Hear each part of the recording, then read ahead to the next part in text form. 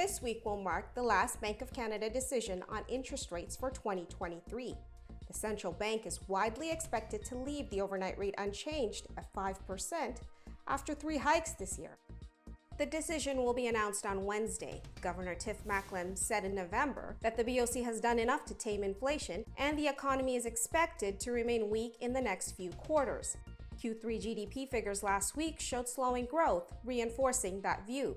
In fact, markets are now pricing in a slim chance of a rate cut this week, with it rising to more than 50% by April.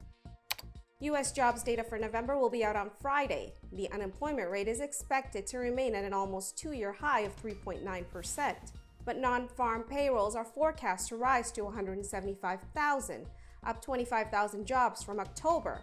It will be interesting to see how markets react to the data after Q3 GDP was revised even higher to 5.2% growth last week.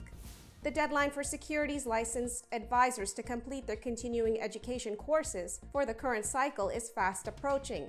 Now would be a good time for advisors to ensure they schedule in enough time to complete the credits before the year ends. It's quiet for earnings on both sides of the border.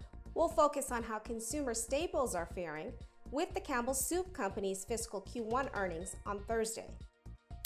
Analysts think a 2% organic sales growth outlook for fiscal 2024 may be optimistic, even though the company surpassed expectations in Q4. Much of the gain depends on the snacks division leading sales in the second half as meals and beverages stabilize more. But higher prices to offset rising commodity costs may curb gains and impact market share.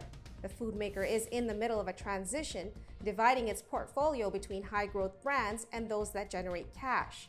Softer consumption trends could also impact earnings. That's Advisor Lookahead for this week. For more news and information, check out globeadvisor.ca.